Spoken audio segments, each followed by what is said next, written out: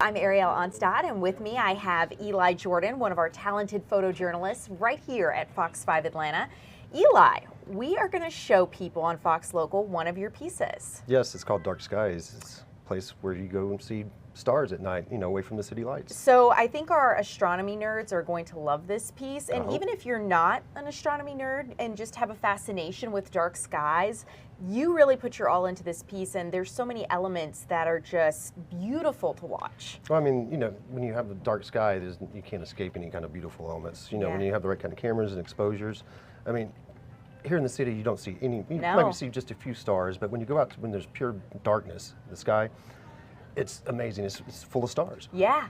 It's, I think sometimes we take for granted a dark sky, and then when you come into the city, you don't realize how few stars you're seeing because you're seeing city lights, especially here in Atlanta with it being so bright. But when you get off the beaten path, you start to realize what's possible. And you used so many elements to put this together. I think I saw at least 3 different types of cameras in the piece that you were using. Yeah, and also too, I used some of my astronomy photos. Long exposures and Milky Way shots, wide field, and but also used some of the residents at Deerlick. Yeah, they provided some photos of there's people that actually live at this Deerlick Astonomy Village.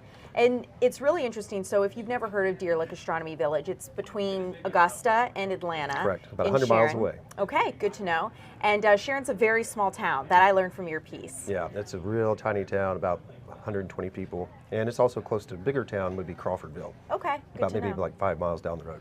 And when you were putting this together, I think one of the things I also noticed, and you're about to see this in the piece, is just the symbolism you were able to kind of weave through. There's one shot where it's like you have this buzzard or vulture that kind of lands in this empty building in the town, and it just kind of gives way to this idea of that the town isn't really maybe thriving like it once was, but now they have a new kind of beauty to offer. Yeah, I interviewed the mayor, and she spoke about how the town was once a town, and it's it's not what it once was, and so but they they have appreciated the Deerlick Astronomy Village and the people buying, and they realize that hey, this is a good neighbor to have, and they actually did some things to accommodate Deerlick Astronomy Village as well.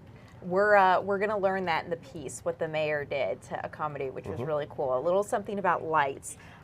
So, Eli, any final words before we send people into the piece? Just turn off your lights and watch the story. Turn off your lights. That's great advice. Yep. Enjoy. We'll be right back.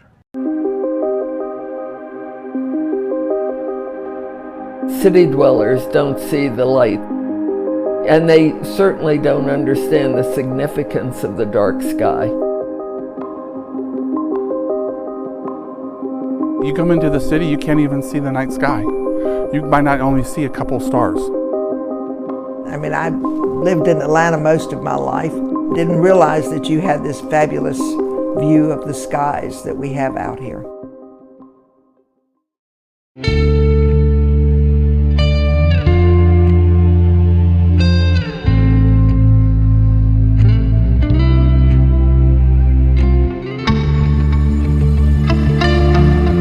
We're close to Sharon, Georgia, which is in between Atlanta and Augusta.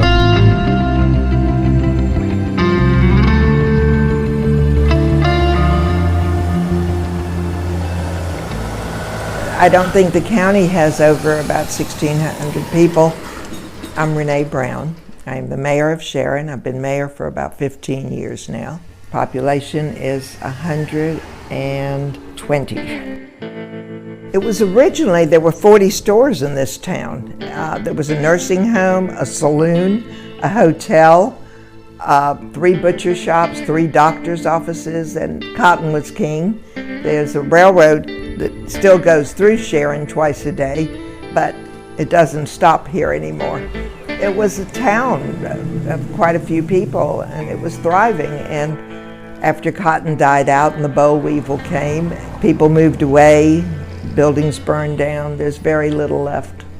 And it's unfortunate because it was a thriving community of 40 stores. There's no real industry. We do have a chicken plant now, a lot of timber. Because of the lack of industry, we have some of the darkest skies, I believe, east of the Mississippi. And that's what makes this area so dark, is there's just no industry in this part of the state.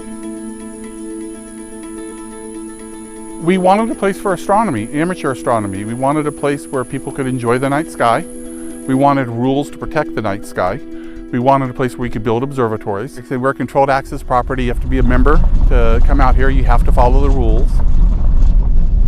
Oh wow, there's deer.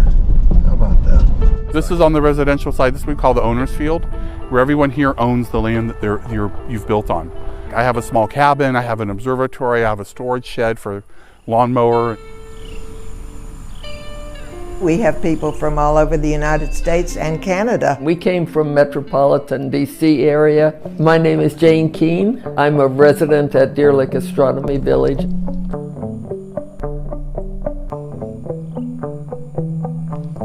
I've been there for probably 15 years, full-time since 2010.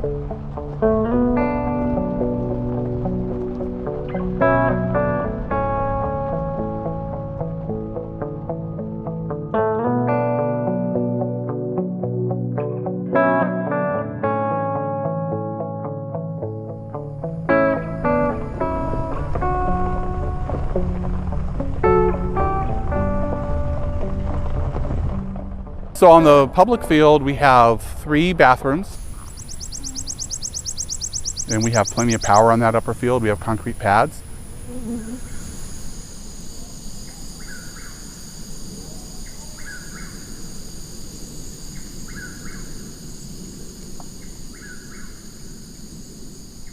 There are certain times of the year when it looks like there's a pillar of smoke coming up from the south, and it's just stars.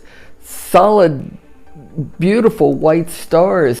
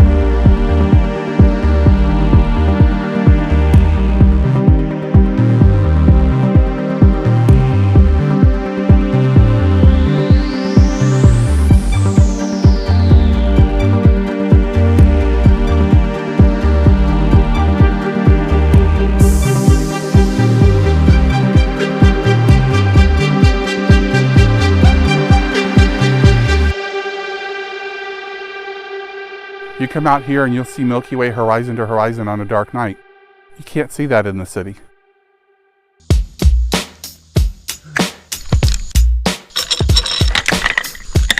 You'll see the galaxy, you'll see the nebula.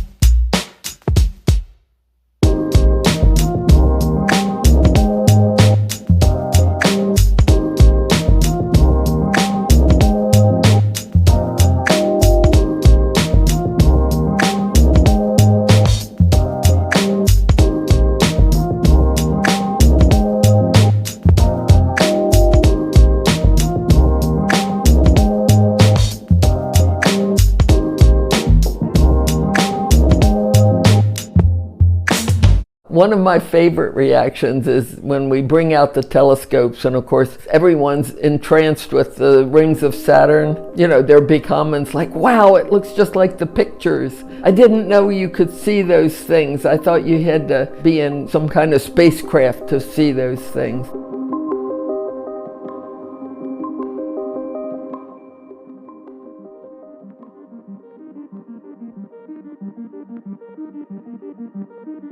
The biggest rule is We don't allow white lights at night at all. no white lights after dark. Everything is red light outside. The reason we do that is because it inhibits your night viewing.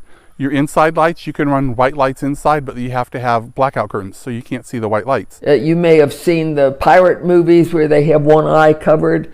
It's so that when they go into a dark room, they can close the other eye and still see things. All it takes is a little bit. All it takes is a flash from a brake light. Even on the upper field, we enforce rules up there for the same reasons.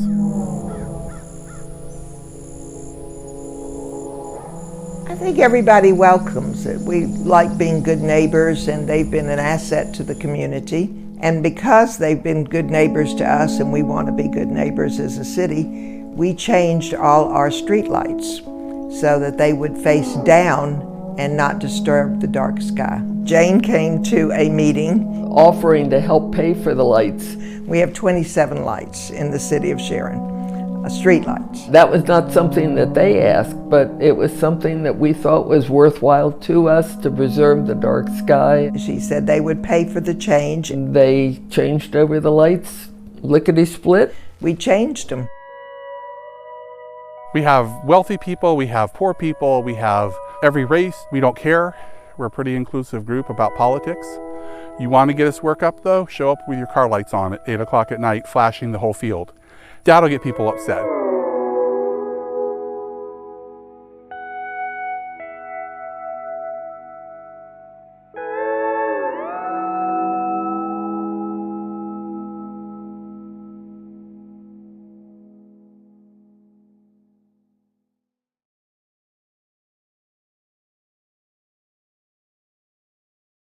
Welcome back. We hope you enjoyed Dark Skies. This is a fabulous piece by photojournalist Eli Jordan.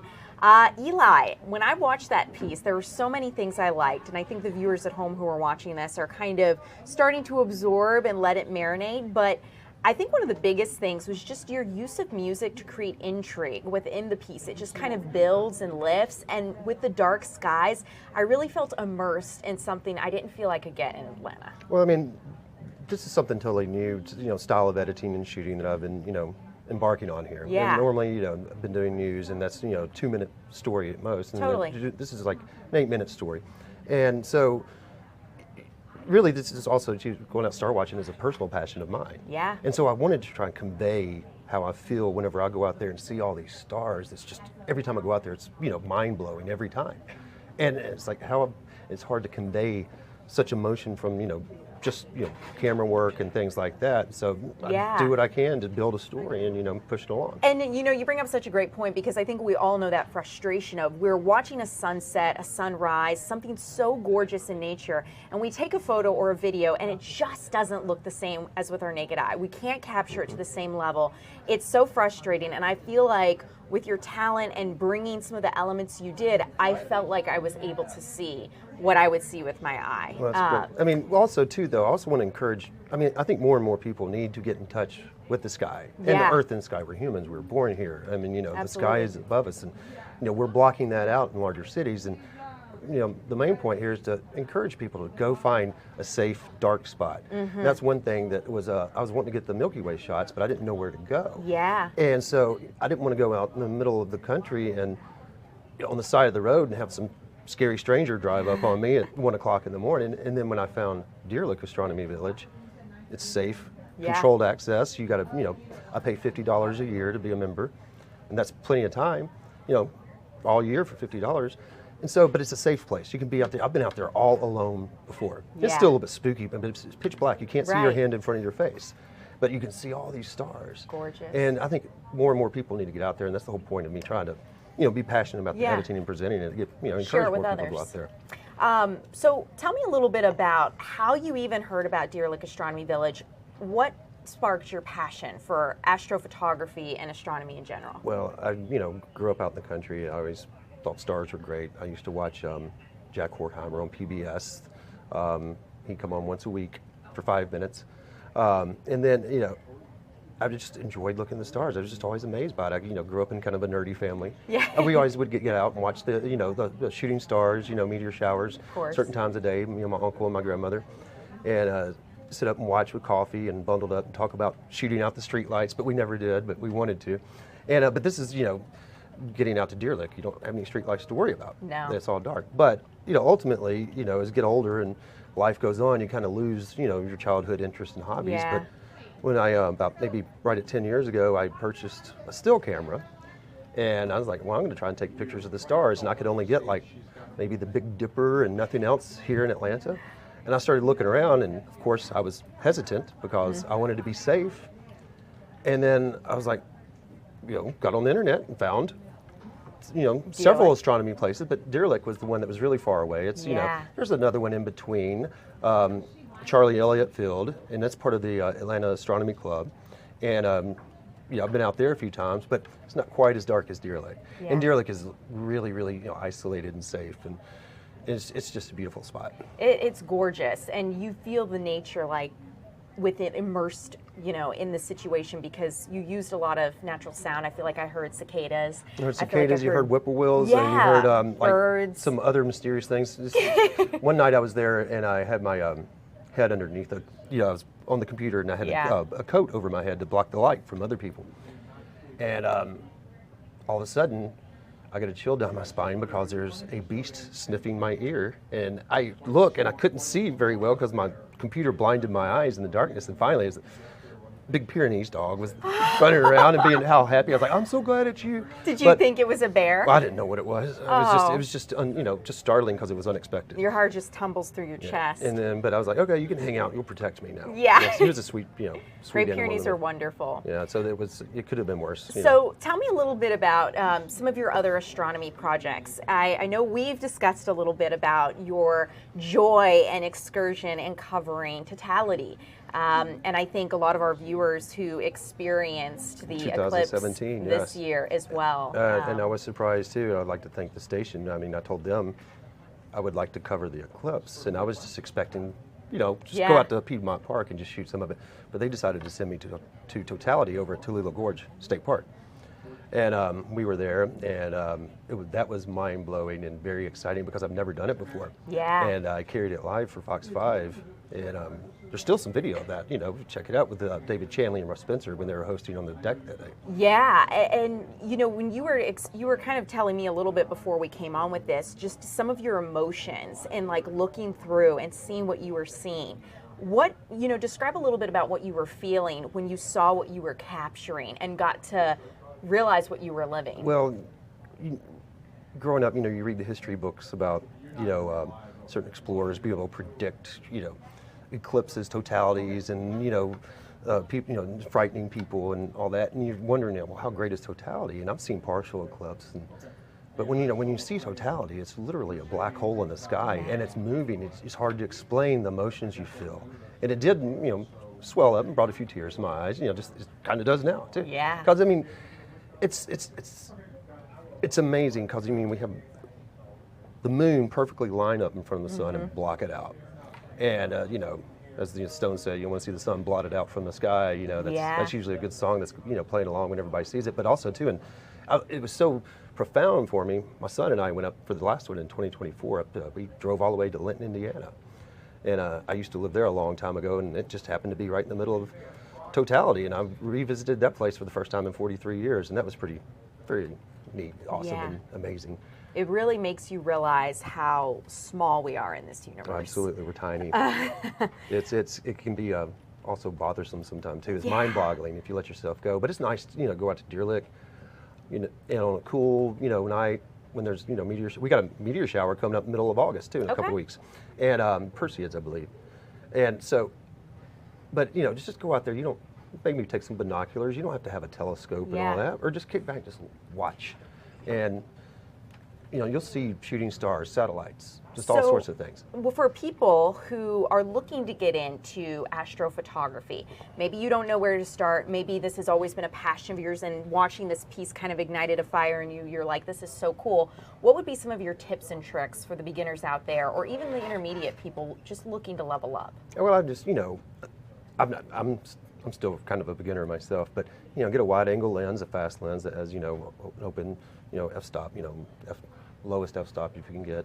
I have a 2.8, and then you want a wide angle. I've used a 16 millimeter, but you can also use a 50 millimeter, get different parts. But you want to go when there's a new moon, when there's no moon in the sky, because if you go and you try to shoot a Milky Way shot with a full moon or a half moon, that moon is going to blow out the whole shot because you're having your shutter open for 20 to 30 seconds. Yeah. So you want to make sure you go on, close to the new moon as you can. Makes sense. Yeah, that's really the time to go. And they also have, if you go to their website, they have events open to the public. You can go out there and check it out, and big picnic. So you can always go check it out before you decide to commit for a membership, because it is 2 hours away from Atlanta. Good to know. Yeah. Eli, thank you. This piece has been incredible. This conversation has been amazing. I think one of my favorite parts of the piece was how you ended it, and just this idea that Astronomy welcomes everyone, you know, regardless of race, religion, creed, etc. But if you bring in white lights, we can't hang with you. That's a cardinal sin there. No white lights. Absolutely not. Eli, thank you. it's Until been next great. time, enjoy.